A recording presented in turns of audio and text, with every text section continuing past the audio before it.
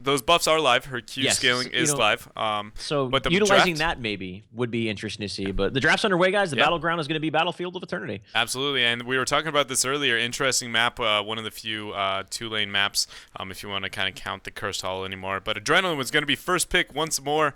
Zagara ban is going to be the same pattern as last game. I would like to see. I feel like actually that's kind of an interesting ban, just largely because it leaves the Kael'thas ban there, and those two heroes are actually considered to be some of the strongest in the game right now. I fear that Absolutely. might mean they might look for a Tyrande, as I said before, face roll style composition if the Kael'thas ban comes in. That's kind of just what the Zagara ban tells to me overall. If I am Adrenaline, I feel like that's what they're looking to play. Because typically from first pick position, you never want to ban two of the strongest heroes because you expect your opponent to ban one and you take the other one. Right. Unless there's a large synergy draft strategy, I don't want to go too far into it there. There's going to be the Thrall response. Great pickup. They obviously haven't locked it in yet, but Thrall is. We saw him play it last game. It's going to complement that style of aggression, and he's just a great hero right now. So. Yeah.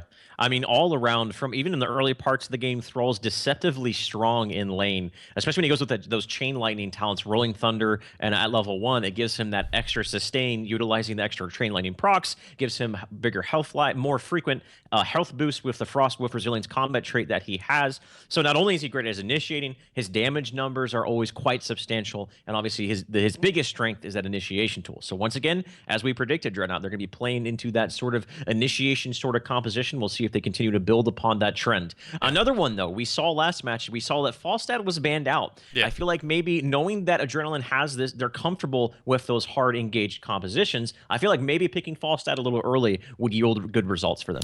Absolutely, and one thing to keep in mind too with Adrenaline's pick ban process right now, with the Zagara ban in the open on Thrall, not only does it complement their kind of face roll, hard initiation style compositions, but also Thrall is one of the best solo laners in the game, only to be matched by a Zagara. So by banning one out and then picking the other on this map, typically with the 1-4 style laning phase that we see, essentially they've said, we've already won one lane, what are you going to do about it? And I really like that. It's a bold move to come out from them. It kind of makes their, it's not to say that Thrall isn't diverse, but it does kind of make their comp a little straightforward, which is why I think it's like a little bit of a bold move there. Raynor going to be a response. Personally, I feel like it's a little bit of a weak pick because it essentially, like I said, sits back onto the sits back composition against the Thrall is always going to be a hard time with the great initiation that he has, and then Uther's going to be picked up as well. It's a great steal to synergize with Thrall, but then also good as a counter initiation for when Thrall decides to press that big ol' R button and split the world in two. So what are they going to go with? They did not go with the false. Another one did not pick up that false stat. Adrenaline are getting their eye on that Tyrande, and you talked about it. That would complement that sort of obviously follow up with the initiation, but Tyrande is great for utilizing the Hunter's Mark against the Immortal is a huge advantage when it comes down to Immortal races. If you have that Hunter's Mark and your enemy team does it, you're doing effectively a lot more damage. Now they're eyeballing the Falstad. Not only will this be a great pick, it also will be a denial pick from another one. Yeah, no, that would be a synergizing pick a little bit there, and then also, again, the denying of a strict counter. Usually from a first pick stance, you actually don't see the team taking a deny pick, largely unless they feel like there's two large counters, because they have the opportunity to ban directly after this pick phase, right? So most of the time you don't necessarily see that, but Falstad isn't like it's only a counter pick.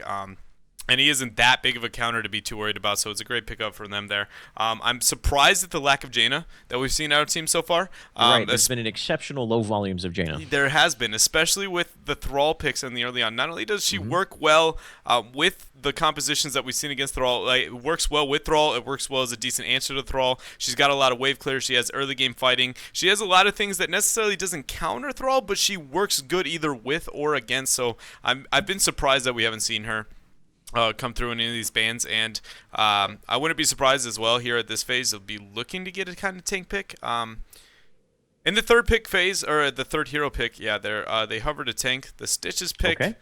All right. I don't mind it. I feel like it's counterintuitive. Because of the whole, we picked up a Thrall initiation that kind of goes against the whole, like, and Stitches is more of a sit back, wait for a hook. Yeah. Yeah, right. I kind of agree with you. I like the false stat in Stitches Yeah. because you can hook and then Mighty Gust the rest of the team away. Absolutely. I don't know. Maybe we'll see Earthquake. Probably not. One can hope. You can. One can hope. One can hope. I feel like I honestly feel like if you were gonna run Earthquake, it'd be better to just run Cataclysm and then have Falset always uses Gust offensively, diving Right. past them. It's essentially the exact same thing, but then at least you have a hard initiation when they actually do it. So I really. You might be right. I like the optimistic thoughts here. Toronto is going to be banned out. ETC is going to be banned out with their other tank. I'm going to be interested to see if they end up taking Stitches as a solo tank. He's usually considered pretty easy to poke down. And they already do have the melee of Thrall, so it kind of runs him in a situation where it's weird to run him in a double tank because it's going to be a triple melee, but it's also weird to run him as a solo tank because he doesn't really have that other beefy bruiser with him, Right. along with having maybe a possible Leoric here or the Rainer to be able to pretty much do a lot of damage to the frontline tanks. Here, but Leoric's going to be picked up. I very much hope that they pick up another tank with him. Please do not solo tank Leoric. Most of the time, that is not a smart decision making there. Vol is going to be really good spread damage. Why not Jaina? I'm confused. You know what? I think there's an unspoken rule today, man. Jaina apparently. is just they don't want to deal with it. Malfurion being picked up here. I don't mind Malfurion. He recently received some big buffs to his regrowth, but more importantly, that's desperately needed follow-up on the hook of Stitches. Malfurion Stitches are tried and true composition we've used to see all the time. They haven't hooked it. They haven't locked it in yet. They're still considering it, but I wouldn't mind them picking up Malfurion because, again, Entangling Roots is great follow-up on top of Stitches. They could even follow it up with a Tyrande if they really wanted to put a cherry on top with follow-up on top of hooks. So they definitely have some decent options right here. No, I agree with you there, but I just feel like Vala fills that role as kind of that spread burst damage on a backline. Malfurion's a direct counter, not a direct counter, soft counter to her. Strafe comes out, Tranquility says, nope, Chuck Test said that didn't actually happen, which is really good pickup for them. And again, the synergy with the Stitches, I like that pick very much on their half. But again, I kind of sit in that situation where it's like, what if we took Jaina? She feels close-ish to the same role, but then also has just a large amount of burst that can just do so many other things at other points of the game that I feel like Vala was a little bit too bold of a pick there. They still have the opportunity to take Jaina, and let's talk about this Lunara pick. Are we in the right place with it? I mean, it all comes down as I don't know this for sure, but I don't know if the responsiveness changes on her auto attack.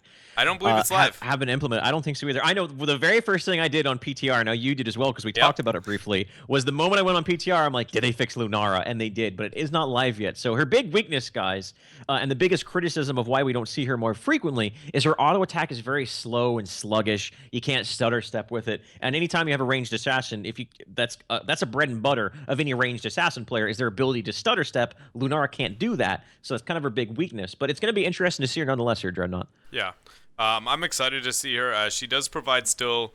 Her weakness is very much her kind of range and ability to get free damage because of her stutter stepping being a problem. So then her spell casting don't have the longest ranges necessarily. What I really want to see is if she decides to go auto attack build or full poke build, kind of a Q oriented build. That is what Korea ran when they did run it in the. Was it Korea or China? I believe it was Korea.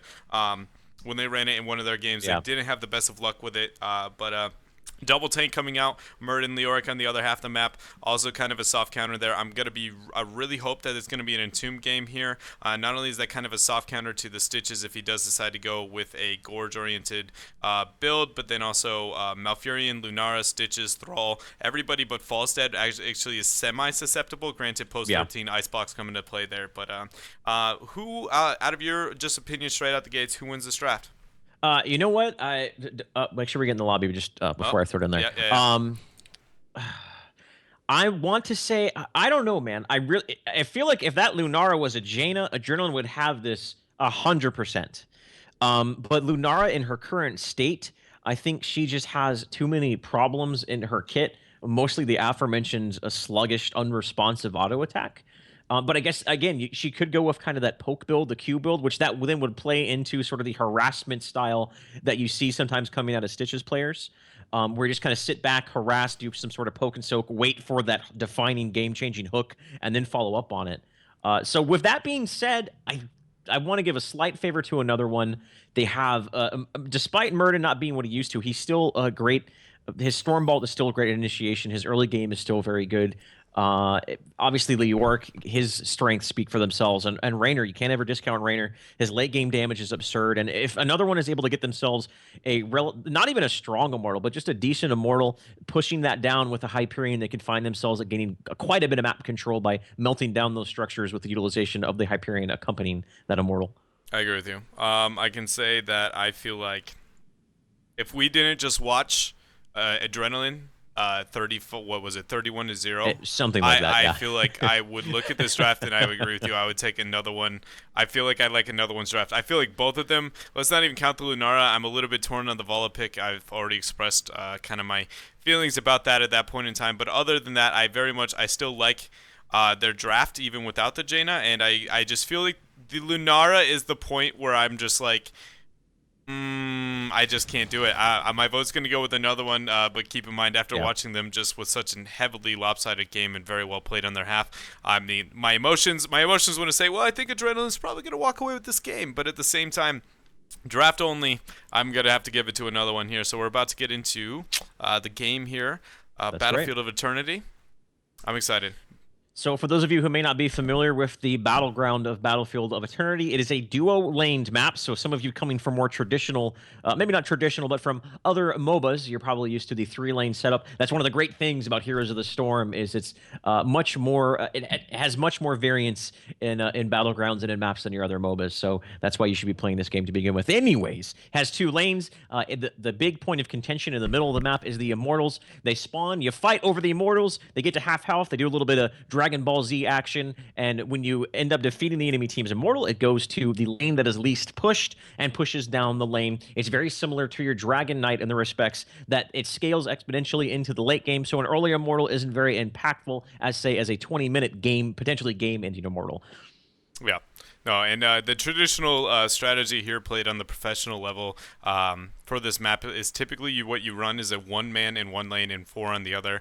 Usually teams run a solo on top and then 4 on the other, but depending on who has the better siege, some people actually like to make a counter strategy to that where they inverse those lanes and actually go push on push because they have a better siege. So the lane in which that happens is usually hard to decide, but typically you send your best solo laner into that one lane, which in this case would be Thrall, and then everybody else in the side lane. Or when it goes to another one, typically what you would see is maybe a Leoric go isolate and then everybody go to the other lane, and you siege as best as you possibly can into that one specific lane. That team technically gains an advantage, whatever one has their shaman camp go to that one specific lane, but for the most part, they battle it out, they duke it out. Aggression for the early immortals is typically the strategy that we like to see people pull out, mainly because if you play too defensive, you all in, as we said earlier. If you bank on your opponents and through defense, if you defend and you don't succeed, you end up falling so much farther behind than going offensive and failing in that way. So depending on who has the better comp, it all kind of dashes out here. But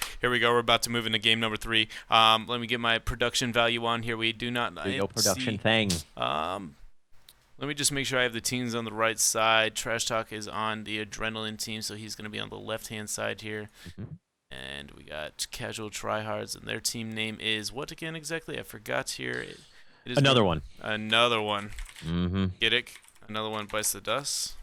Let's say it's gonna happen after every kill, man. It's gonna be another one bites the dust. Hey, you're the one in charge of production, my man. I mean, do it. I'm just a huge Queen fan secretly. I know I listen to rap on my stream, ladies and gentlemen, but they're actually my favorite band, so. No one has ever rapped better than Freddie Mercury. Ladies and gentlemen, we are into the match. On the right side of your map is going to be what team, Dreadnought? Right here we do. Oh gosh, I've already forgot it. We with this team, it is going to be Adrenaline here. We have King going to be on that Stitches, Risako going to be on the Malfurion, Trash Talk on the Thrall once more, Silent Fury on the legendary Bambi, Silent Lunara here, and then we have Kemet is going to be on the Falstad. Splitting up a little bit here, but then on the Blue Trunks. On the left side of the map is Talking Air on Avala, Jaegerbomb on the Space Lord Leoric, Cover on Raynor, Based God. A great name on the Uther. And hold that thought, introducing the teams. You see these guys are already bumping the fist up here in the top lane. Stitches is a little bit out of position, but so is Murden, getting focused down, getting healed up. Oh no, the hook! He does have Dwarf Toss. He still might go down. That dot damage from Lunara is impressive, and it does secure the first takedown of the match, going the way of the red team. Already strong momentum for him here, Dreadnought. Yeah, no, definitely getting the momentum in their favor with that early game pick. All it took was the hook, really, to influence the game into their favor. Really well done there. I would have actually said overall, as long as they played properly with the Leoric, that their opponents had the stronger level 1 here, but they end up pulling through. Another one falling slightly bit behind. Again, here we see the 4-1 strategy coming out here. Using the Wisp to try and gain sight in rotations like this micro coming out from the Lunara player. That's great, yeah. And just getting the small skirmishes back and forth here. In theory, technically, we have another one gaining a small advantage here because of the lane that is being sieged up, but not by much here. So yeah, pretty much we call this an aggressive versus defensive quad lane up here in the top lane. And when it comes to this sort of situation, it's all about who has the better wave clear with the minions. The team with the better wave clear ultimately dictates which wave gets pushed in, and then it gives up a little bit more room for the other team to either roam to another lane, get a gank, or to fall back and try to look for a gank in that exact lane. So that's pretty much the name of the game thus far. Taking a look at the level 1 talents, it looks like pretty standard stuff across the board here, Dreadnought. Looking at the Lunara, though, it is going to be that Blossom Swell. We'll see what she picks up at level 4 as the game develops. I think by going Blossom Swell, she's pretty much already articulated that her build is going to be Q and poke-centric, less auto-attack based. There might be a little bit of hybrid, like a Wild Vigor at 13 here. Already with the rotational advantage, really like this Edrenaline getting a hard 4-man already on the Immortal, allowing them to gain an advantage here in the Siege. Keep in mind, this Immortal, once they do phase here, the blue teams will be spawning on the right-hand side, well, I guess the blue one will be spawning on the right-hand side, and the red one onto the left-hand side. And look, they automatically know that, making the rotation as soon as they can. They're going to win this race here as long as they all end, and they realize that here comes the defense here, Shane. They got to be careful. Jaeger Bomb is in the front of it. No level 4, no Hardened Bones. I mean, Leoric can be exploited on Stitches, taking a lot of damage. He might be the king, but unfortunately, all kings ends come to an end here, and they got to be careful. It's taking a lot of damage. He's still alive, though, and maybe a little bit of an overextension here coming from another one. It is. So pre-level 4 without Hardened Bones, that Leoric gets exploited. He doesn't take that damage mitigation when he uses Wraith Walk, and another takedown going the way of Edrenaline. And look at this Immortal, man. They absolutely dominated it. Yeah, no, they definitely did, and that actually all came down to Stitches funneling through that chokehold. Falstad, I believe it was a 4 or 5-man queue that slowed each and every one of them, leading to that hook. It was really well done there by Kemet. Very impressive use of the Falstad's talents and kit there. It looks like all 5 of them are going to rotate the bottom right away. Falstad, there he goes, going to fly to top, knowing that soak is the most necessary thing at this point. Already having a Talontier up here. Keeping Stitches on bottom for the hook potential. I really like this decision making. And they're going to gain, because of the defense, the banking on the early defense, as we talked about before, Edrenaline here with a pretty large lead. Yeah. I mean, and early on with the way the scaling changes have affected the early game, when you have a level 1 lead, it's quite a substantial damage. We can call that damage health increase. Leoric in trouble. He does have Hardened Bones, but he's not Wraith Walking. He's just holding his ground. He thinks he's a Murloc. He's going to stand there. So he is going to be back on the field, but once again, he's giving up that precious early game experience and yielding a larger experience advantage to Edrenaline right now. Yeah, and here they go. They're going to end up getting this 4 here. Now we see almost, what is it, the 2-level lead. Once again, Edrenaline establishing dominance everywhere they go so far. This is essentially their game to lose already at this point, as long as they don't lose too much experience on the map, make too many poor decisions. That with the 2-level lead, honestly, it's one of the harder games to come back from here. Murden getting a little bit of stun out here. They're automatically, again, Adrenaline's going to rotate out. They're going to take the bottom objective here. When they get done with this, they're going to most likely rotate to the top one, time their Shaman with the Immortal, so it's split pushing on the map at the exact same time as the Immortal, and just they're essentially capitalizing on their lead as best as they possibly can. Not counting the kills that they've obviously managed to pick up here and there. They aren't relying on those. Instead, it looks like actually maybe an early pickup here on the Shamans. Yeah, they are. They're going to take an early cap. I feel like the defense, they're going to stack these with bottom lane and try and push up there, but without 10 advantage, I feel like they're losing a little bit too much XP and not fully capitalizing. But here we go with another one trying to get the camp on top, try and get an answer, counter pressure as best as they possibly can. 7th tier is being picked up. Cleanse is going to be picked up by Malfurion. I really like that. And a Loon's Grace, so no rampant growth here. No growth talents at all, actually, out of the Malfurion. Yeah, that's the trend we've been seeing with Malfurion, his recent buffs that he received. generally we see the increased burst healing and the increase. Oh man, Uther's in trouble. Base God is getting based indeed, and he gets taken out right there. An easy takedown playing right into the hands of Edrenaline, and now we're going to see an aggressive invasion onto the Bruiser camp right here. And they can do this, man. They got the takedown onto Uther. He'll be back in 10 seconds, but that's just enough time with their level 7 talent tier advantage to continue to dictate the flow of this match. Yeah, and really that explains why they wanted to cap that camp early. It confused me a little bit at first, but it makes sense. They were just so overly confident in their XP advantage that they said, hey, we're going to cap our Shaman camp early, and then we're going to come take yours. They end up getting the pick on the rotation there with Uther. They still maintain the level lead that they had, taking out the front wall here, and ultimately going to be having such a big lead here. As long as they make smart rotations onto the Immortal, being able to capitalize and punish their opponents even harder. They have Merc camps on bottom that have to be answered to, Merc camps on top that have to be answered to. Look at, they're even going to force the fort here, knowing that they have 4 men for another one on the lower half of the map. So here comes the next Immortal phase, and right now it comes down to which one of these teams can get their hands on that pressure level 10 heroic advantage. And right now, neither of them are really close to it, but right now, Muradin's in the thick of it, trying to zone out this Lunara, but he just takes so much damage. The Lunara, you can't underestimate her ability to do big number. Oh no, Base God's in trouble. He's going to be going down here. A beautiful follow-up on the Tingling Roots. Jägerbomb tries to Wraith Walk away, but is not able to do so. Oh man, the Hammering almost taking out Talking Air. And another 2 easy takedowns for Edrenaline, and they do end up getting the Vala. Yeah. So that's that not only is another 3 takedowns, this is pretty much almost a guaranteed Immortal. Level 10 heroic advantage is going to be online here in just a moment. And you talked about it because of this battleground, the nature of this battleground. Once you get ahead, it's really, really difficult to get the enemy team who is behind to get themselves back into the match. Yeah, and what we see here too, they're about to hit level 10 here. They're about to get a full Immortal at this point in the game. What they're going to be looking to do, especially with how aggressive Edrenaline has been playing recently, is what they're going to be doing is just forcing as hard as they possibly can with 10. You see another one understands this, trying to take the fight before 10.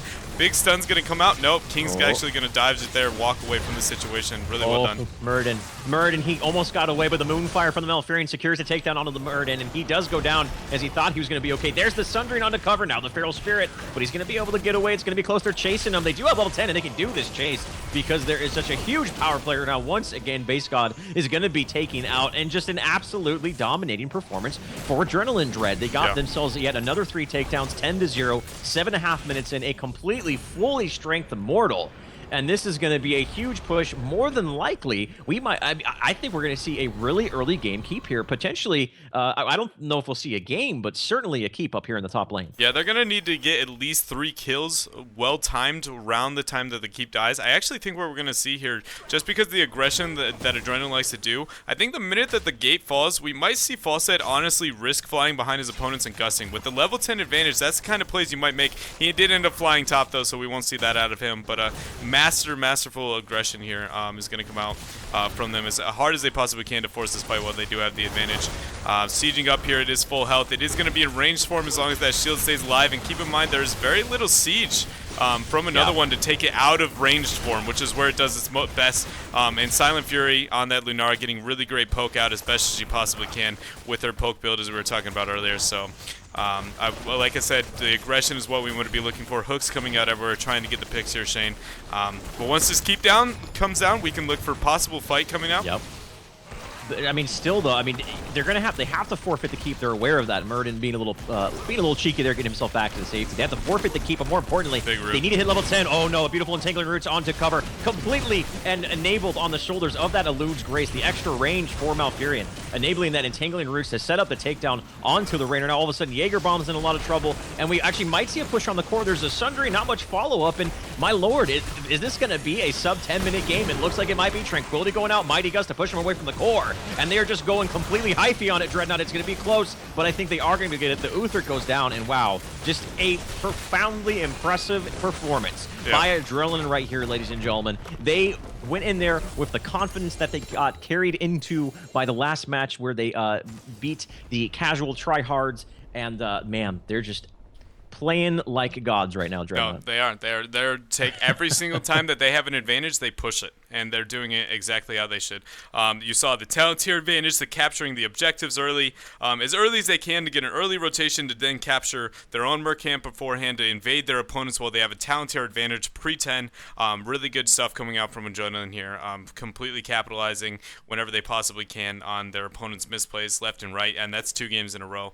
I am going to be interested to see how well they do against as we get deeper into this bracket, especially if maybe we see them against the one, the only, the Gale Force Esports, something of that kind of like a team that we've seen around a little bit more, because I actually haven't gotten to see Adrenaline yet, and honestly, I'm impressed. I am curious to see how well they do against a team that holds their composure a little bit better, especially in the early game, because I feel like that's the second game in a row we've seen from them that a level 2 or a 2-level advantage before level 10.